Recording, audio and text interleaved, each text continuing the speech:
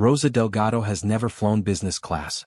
Her life has been spent among hospital rooms, orderly offices, and noisy waiting rooms where patients come in, cry, give thanks, and sometimes die. 67 years old, a widow, she lives in San Antonio, in a house with faded shingles where every morning begins with a cup of weak coffee and a page from an old prayer book. The honorable invitation from the National Medical Association came unexpectedly. They wanted her to be a special guest at their annual conference in Chicago. Not as a speaker.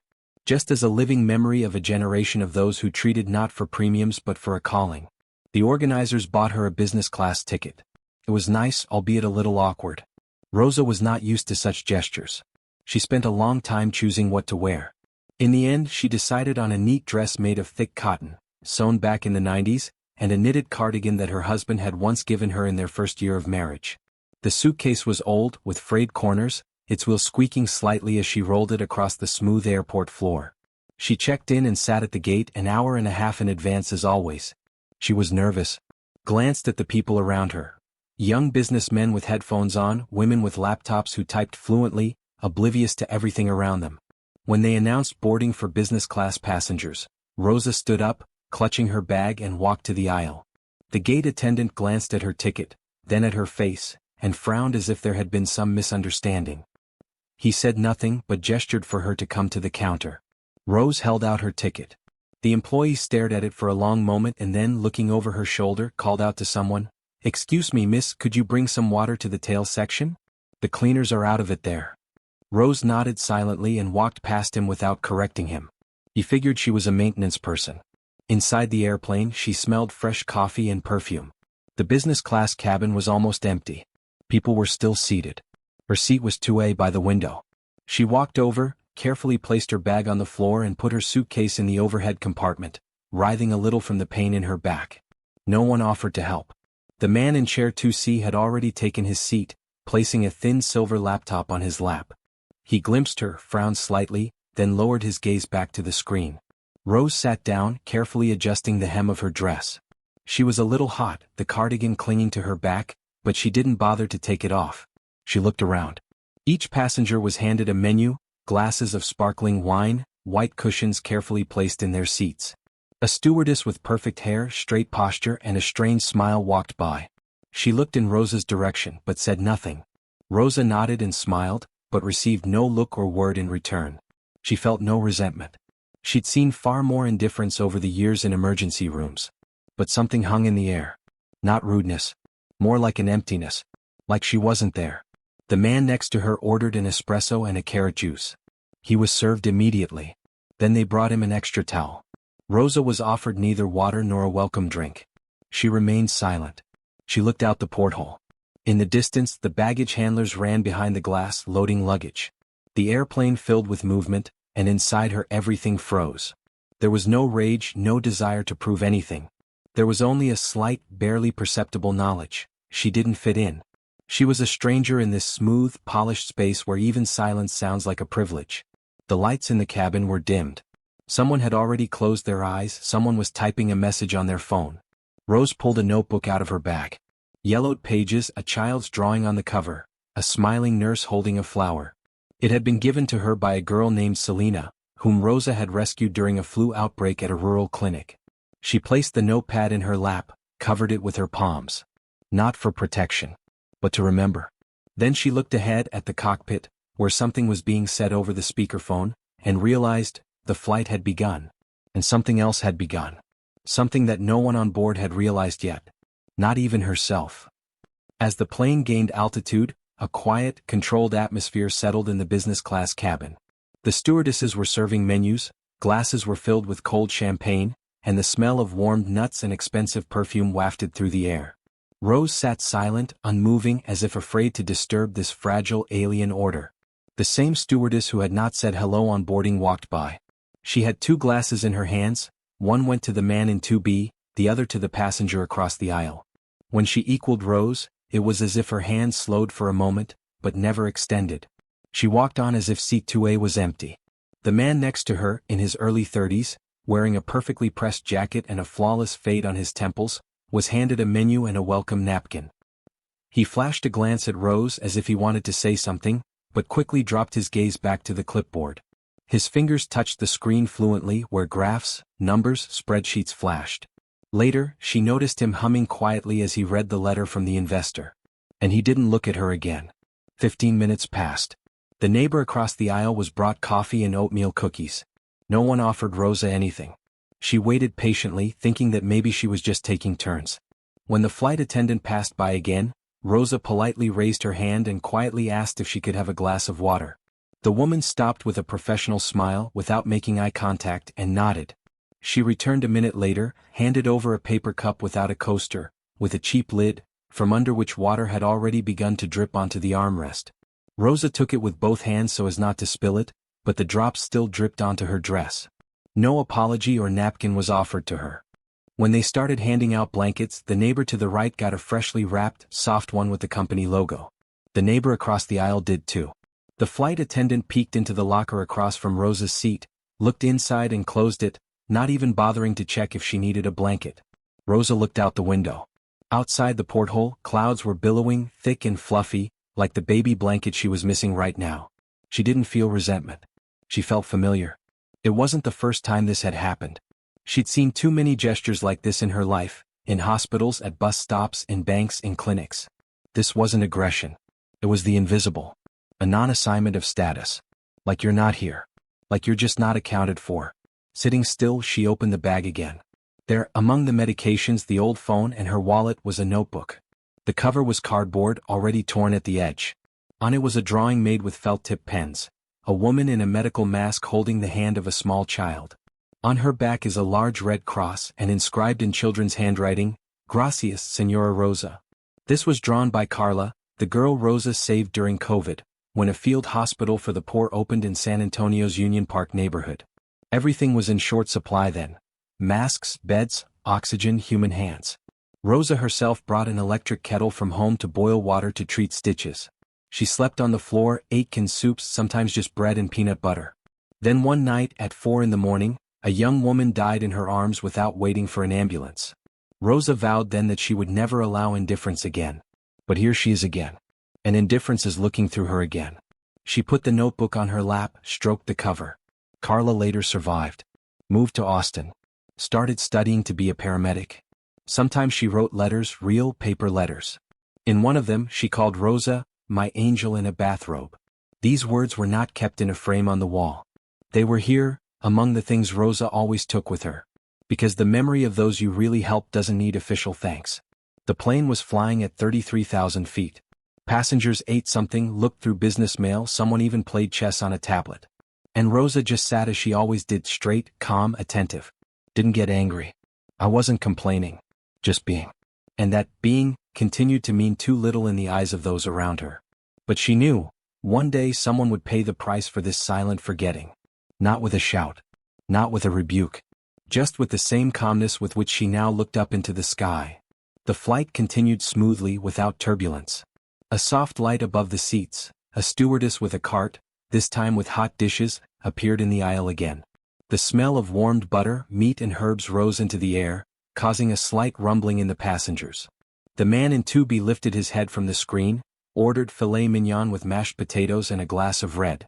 He was served quickly with a polite nod and a professional smile. Rose continued to sit with an empty recliner in front of her.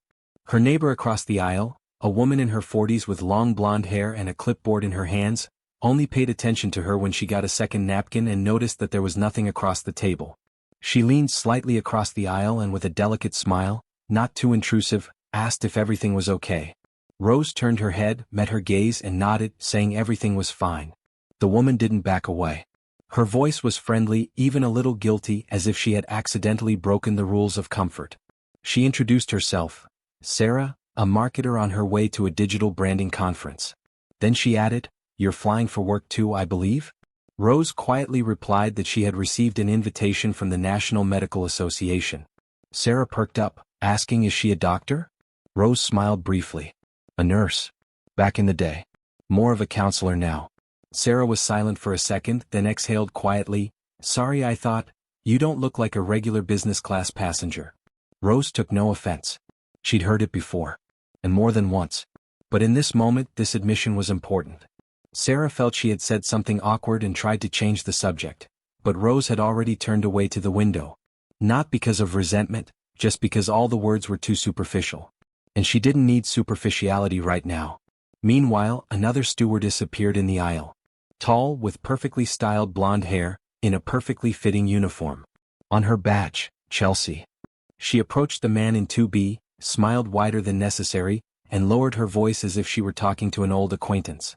"We've received a limited number of bottles of the 2008 Chateau Saint Remy. Would you like to try it? It's only served at the Signature Club." The man was interested. Chelsea added that she'd heard about his startup, she'd read about it in a business magazine. Rosa sat next to him. But Chelsea didn't approach her with a question, a glass, or a smile. Rosa continued to watch. Impartially, without anger. Like a nurse who sees a patient's symptoms before they're even diagnosed. After a few minutes, Sarah asked across the aisle if lunch had been served yet. Rose shook her head. Sarah raised her eyebrows. Her tray stood with an empty plate and a glass still untidy. Rosa's was nothing. Just an empty, smooth tray that hadn't even been laid out properly. When Chelsea returned, offering dessert to the men in the front row, Rosa decided to ask. Quietly, without rebuke. She said she'd been invited as a guest of honor from the Health Association and had ordered the menu in advance. Chelsea paused for a second, her gaze traveling to Rosa's name tag, which wasn't there. She squeezed out a smile, cold and too quick, nodded, "I'll check with the senior." Then she turned and walked on without another word. No further clarification followed. Rosa's tray remained empty. Rosa silently opened her bag, took out an old cell phone with a peeling case and started the camera. Aimed the lens at her tray. No dish, no napkin, no utensils. I took a picture. Then, in a sideways motion, filmed a flight attendant jokingly serving champagne to a man in 2C. Not because I wanted to complain. But because I needed to capture it. Because memory is sometimes too forgiving of injustice, and she needed to remind herself with facts. She saved the snapshot and turned off the screen. The lights in the cabin became dimmed, soft, preparing the passengers for sleep. But Rosa had no mask, no pillow, no water. She looked out the window again. And there was something particularly ringing in that indifference to her. Not a shout, but a silent, distinct reminder. You are not from here. You are not one of them. But she knew that sometimes you didn't have to speak to hear the truth. It was enough not to look away. The plane began its descent, and the familiar voice of the pilot announced that it was approaching Chicago. The cabin lights came on softly, and the passengers began to move, buckling their belts, fixing their hair, returning to the bustle. Rosa folded her old cell phone neatly into the pocket of her bag, lifted the back of her seat, and without a word glanced at the same stewardesses who had never looked her in the eye during the entire flight. She didn't feel angry. More like clarity. Pure, colorless, like water in a laboratory flask. Everything was already clear. There was no more arguing or proving. After boarding, Rosa didn't head for the complaints desk. She calmly picked up her creaking suitcase, took her time leaving the terminal, and only on the way out, standing at the glass door, typed a short message. "Daughter, please look. Flight 1187. Cabin B, Seat 2A. I think you'll know exactly what to look for." The addressee wasn't just her niece. Annabella worked as a systems analyst for an independent IT company in Boston, but she worked in parallel with the National Medical Association, especially on digital justice and patient advocacy initiatives. Annabella needed no clarification. There was a rare, almost intuitive connection between her and Aunt Rosa. And if Rosa wrote, "Check it out," it meant don't just check it out, but check it out deeply. 2 hours after landing in her third-floor apartment in South Boston, Annabella sat at her computer, dusk already settling in through her windows. Tea and lemon was steaming on the desk, and a notepad lay beside her where key queries were marked in pencil. She entered the association's secure office. Rosa was on the board of the Fair Medical Access Program, and that gave her a formal status that allowed her to request internal flight records if they involved referrals to partner organizations. The airline had partnered with the association on a loyalty program for physicians, and Flight 1187 was part of that base. Annabella opened the service portal, entered the data. The system confirmed, Flight 1187 Business Class Seat 2A, Registered Passenger Delgado Rosa A. Special Status Invited Conference Attendee. Not a single comment from the crew, not a single call to the customer card. Empty. She opened the footage from the cabin camera on the ceiling of the cockpit. The video as always no sound. But expressive enough. Rose, sitting quietly looking out the window. 2 crew members walk by, neither stopping. Drinks are handed out to others. When a flight attendant with a cart reaches 2B, he gets a menu, a glass, a pillow. Rose gets nothing. Then there's the serving of food. Everyone gets some, 2A is left empty. In the corner of the frame you can see Rosa taking out her phone and taking a picture of her empty stand. Annabella took a still image and saved it under the name evidence_1A. She continued her analysis. Her system, assembled from algorithms that matched interactions and service activity, allowed her to match visual data with service logs. She entered a query, low crew activity toward passengers with non-standard appearance traits. The system produced a list. In the past 9 months, the airline's business class had 47 flights with complaints from African American, Hispanic, and Asian passengers regarding lack of attention or lack of service. Most were not categorized as significant and closed with the standard phrase, insufficient reason. Annabella called up additional data. One flight, Flight 905, a similar situation. A woman from Austin flying to Los Angeles, did not receive her food, even though the order had been confirmed in advance. Another case, an Indian doctor flying to a cardiac surgery forum was not included in the boarding information mailing. Still another, an Atlanta faculty member of Asian descent complained about intentionally late service, and received no response. All of these cases were handled by the same 2 flight attendants who had worked on Rosa's flight.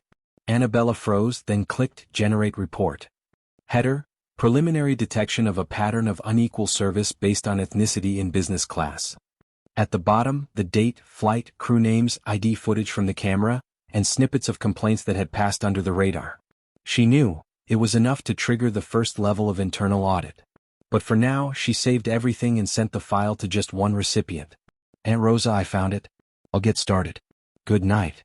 Rosa, in a hotel room overlooking the Chicago River, lay on her back, phone beside her. When the screen flashed, she didn't open the message right away. Her eyes were closed, but her face was calm. She wasn't seeking revenge. She just knew now that the system had taken its first exhalation. Beyond that, she wouldn't hold her breath any longer. 3 days had passed. An article appeared in the morning news feed and immediately began to gain momentum. A black and white photo showed a woman in a knitted cardigan holding a child's drawing. The caption read, "She healed when the world forgot. Now she heals the system." The author of the article was talking about Rosa Delgado, a humble former nurse from San Antonio whose name suddenly popped up in airline reports, in passenger complaints and in proposals for reform. But not because of scandal, not because of speaking out or protesting. But because of a silent steadfastness that was louder than any words. Rosa's mailbox filled with hundreds of letters. From former colleagues, from medical school students, from women who wrote, "Thank you for just being you." Among those letters was one sent from the official address of Transcontinental Airlines. It was signed personally by the CEO Ronald J. Mendez. In the letter, he lamented what had happened aboard Flight 1187, apologized for systemic oversight, and invited Rose to lead a new initiative, a premium class fairness committee formed in conjunction with the Healthcare Association. The letter was written without ornamentation, but there was anxiety in every line, not for the company's reputation but for the fact that the world was changing, and either you would change with it or be left behind. Rosa did not answer at once. She was sitting on the windowsill of her hotel room, looking out at the river where the tour boats were slowly moving along. She held a cup of herbal tea, and on her lap lay the very drawing that read, "Gracias, Señora Rosa." She didn't need the leadership of the initiative. But she did need to know that this case would not fade into the archives as an incident, but would be a beginning. Only then would she agree. Only if the change was real. A week later, the annual National Conference on Health Care and Affordability was being held in Chicago. The 2,000-seat auditorium was filled to capacity. Young physicians, students, researchers, program coordinators, and ministry representatives were all waiting for keynote addresses and awards. There were no stars in the program. There were practices, there were stories, there were real names. When the moderator came on stage and took the microphone, he said, "Before we go any further, we want to invite one of our colleagues whose name is not on the covers of magazines, but whose case has impacted the entire system. Not as a hero, not as a victim, but as someone who reminded us, caring is not a favor. It's a dignity." And after a pause he added, "Rosa Delgado." At first there was silence. Then slowly, one by one, people in the audience began to stand up. Not clapping. Just stood up. No conductor. No command. It wasn't a show, it was a reaction. Not gratitude, recognition. Rose rose from her seat in the last row. She didn't like to sit in the front row. She walked along the center aisle, quietly, almost imperceptibly, adjusting the cardigan on her shoulder. She walked up to the stage, didn't take the microphone, didn't say a word. Only nodded. Her eyes looked into the audience, not with triumph, but with trust. Like a nurse who knows that the patient is now in good hands. That night the newspapers didn't run headlines about scandals. There were no scoops. Just a note on a medical blog. She didn't raise her voice. But the whole room stood up when she walked in. And at the bottom as a caption, "So they heard it after all." After the conference, she returned to San Antonio. Not to the TV station, not to the studio, not to the board of directors. But to her home, the house where old photographs hung, where the dog lived in the backyard, where neighbors called her Sister Rose. But now she was answering letters. To dozens of students who wrote, "I thought I was alone. Now I know, I was just in the wrong system." And Rosa answered each one. Not with a lecture. Not with advice. But with the line, "Never forget that you don't have to be invisible to be needed." So ended a story that began with a paper cup of water and an empty tray stand. A story in which no one yelled, complained, or demanded loudly. But things have changed. Because sometimes all you have to do is just stay where you are, and not turn your head when they try to ignore you. Dear viewers, thank you for being with us. Subscribe to the channel, like us, and be sure to write in the comments what you think of this story. Don't forget to click on the bell, so you don't miss new interesting stories. See you soon.